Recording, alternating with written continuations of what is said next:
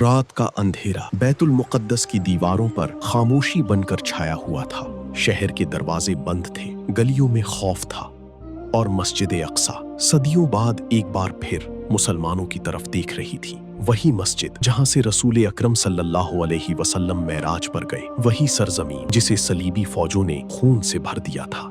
لیکن آج شہر کے باہر ایک لشکر کھڑا تھا، ایک ایسا سپاہ سالار جس کا نام سن کر دشمن کانپتا تھا، صلاح الدین ایوبی۔ مگر سوال یہ تھا، کیا وہ بیت المقدس کو بغیر خون بہائے واپس لے سکے گا؟ اور کیا صلیبی فوجیں واقعی شکست کے قریب پہنچ چکی تھیں؟ یہ صرف ایک جنگ نہیں تھی، یہ ایمان، صبر اور اسلامی تاریخ کا وہ باب تھا جس نے دنیا بدل دی۔ اسلامی تاریخ میں کچھ نام ایسے ہیں جو صرف حکمران نہیں ہوتے، وہ ایک نظریہ بن جاتے ہیں۔ صلاح الدین ایوبی انہی ناموں میں سے ایک ہے، ایک ایسا مسلمان سپاہ سالار جس نے بکھری ہوئی امت کو متحد کیا، عدل قائم کیا اور بیت المقدس کو صلیبی قبضے سے آزاد کرایا۔ 1099 میں جب صلیبی افواج نے بیت المقدس پر قبضہ کیا تو تاریخ کے مورخین لکھتے ہیں کہ شہر خون سے بھر گیا تھا۔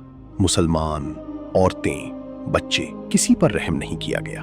مسجد اقصیٰ کے اندر بھی قتل عام ہوا۔ تقریباً 90 سال تک بیت المقدس صلیبیوں کے قبضے میں رہا۔ پھر تاریخ نے ایک نئے کردار کو جنم دیا، ایک ایسا انسان جو تلوار سے پہلے ایمان کی طاقت پر یقین رکھتا تھا، صلاح الدین ایوبی۔ سن 1137 عراق کے شہر تکریت میں ایک بچے نے آنکھ کھولی۔ اس کا نام تھا یوسف بن ایوب۔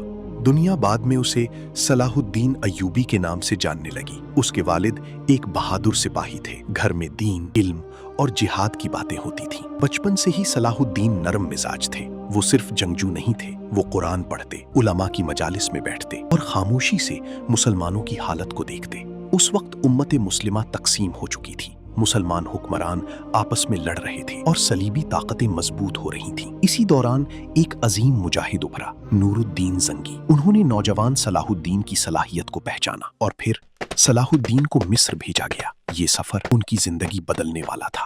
مصر اس وقت سیاسی سازشوں کا مرکز بن چکا تھا۔ فاطمی حکومت کمزور ہو رہی تھی، صلیبی افواج ہر طرف خطرہ بن رہی تھیں۔ صلاح الدین نے یہاں صرف تلوار نہیں چلائی، انہوں نے نظام بدلا، عدل قائم کیا، فوج کو مضبوط بنایا، لوگوں کے دل جیتے۔ پھر ایک دن صلاح الدین مصر کے حکمران بن گئے، لیکن اقتدار ان کا مقصد نہیں تھا، ان کا اصل خواب کچھ اور تھا۔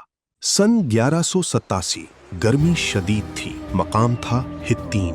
یہ وہ میدان تھا جہاں صلیبی طاقت کا غرور ٹوٹنے والا تھا۔ صلاح الدین نے دشمن کی کمزوری کو سمجھ لیا تھا، انہوں نے پانی کے راستے بند کر دیے۔ صلیبی فوج پیاس سے بے حال ہونے لگی، گرمی، خوف اور بھوک نے ان کی طاقت توڑ دی۔ پھر مسلمانوں کے لشکر نے حملہ کیا، تکبیر کی آوازیں گونج اٹھی، اللہ اکبر۔ یہ صرف جنگی نعرہ نہیں تھا، یہ ایمان کی آواز تھی۔ تاریخ گواہ ہے، حطین کی جنگ میں صلیبی فوج کو فیصلہ کن شکست ہوئی، ان کا سب سے مقدس صلیب بھی مسلمانوں کے ہاتھ آ گیا۔ یہ شکست صرف ایک فوج کی شکست نہیں تھی، یہ صلیبی غرور کے خاتمے کی ابتدا تھی۔ اب بیت المقدس کا راستہ کھل چکا تھا، لیکن اصل امتحان ابھی باقی تھا۔ صلاح الدین ایوبی بیت المقدس کی طرف بڑھ رہے تھے۔ شہر کے اندر خوف پھیل چکا تھا، لوگ جانتے تھے مسلمان آ رہے ہیں، لیکن سب کے ذہن میں ایک سوال تھا، کیا مسلمان بھی ویسا ہی انتقام لیں گے جیسا صلیبیوں نے 1099 میں لیا تھا؟ شہر کا محاصرہ شروع ہوا، کئی دن گزر گئے۔ آخر کار صلیبی رہنما مذاکرات کے لیے آئے، وہ جانتے تھے اب شکست یقینی ہے۔ پھر تاریخ نے ایک حیران کن منظر دیکھا۔ صلاح الدین نے عام شہریوں کو امان دی، عورتوں کو تحفظ دیا، بچوں کو محفوظ راستہ دیا، یہاں تک کہ بہت سے غریب عیسائیوں کا فدیہ بھی خود ادا کیا گیا۔ یہ وہ اخلاق تھا جس نے دنیا کو حیران کر دیا۔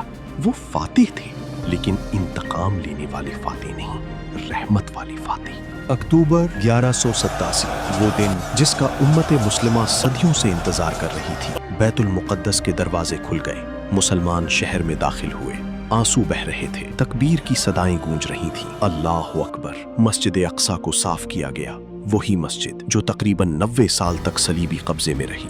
صلاح الدین ایوبی خاموش کھڑے تھے، ان کی آنکھوں میں نمی تھی۔ یہ صرف ایک فوجی فتح نہیں تھی، یہ ایمان کی فتح تھی، یہ صبر کی فتح تھی، یہ اتحاد کی فتح تھی۔ تاریخ کے مورخین لکھتے ہیں، صلاح الدین نے شہر میں داخل ہو کر غرور نہیں کیا، انہوں نے اللہ کا شکر ادا کیا، کیونکہ وہ جانتے تھے اصل کامیابی صرف اللہ کی طرف سے آتی ہے۔ صلاح الدین ایوبی کی کہانی ہمیں صرف جنگ نہیں سکھاتی، یہ ہمیں کردار سکھاتی ہے، عدل سکھاتی ہے، رحم سکھاتی ہے۔ انہوں نے ثابت کیا ایک سچا مسلمان صرف طاقتور نہیں ہوتا، وہ با اخلاق بھی ہوتا ہے۔ آج امت مسلمہ کو پھر اسی اتحاد، اسی ایمان اور اسی کردار کی ضرورت ہے۔ صلاح الدین نے دنیا کو دکھایا مسلمان جب قرآن اور سنت سے جڑ جائیں تو تاریخ بدل سکتی ہے، اور شاید اسی لیے آج بھی جب بیت المقدس کا نام لیا جاتا ہے تو ایک نام دل میں گونجتا ہے، صلاح الدین ایوبی۔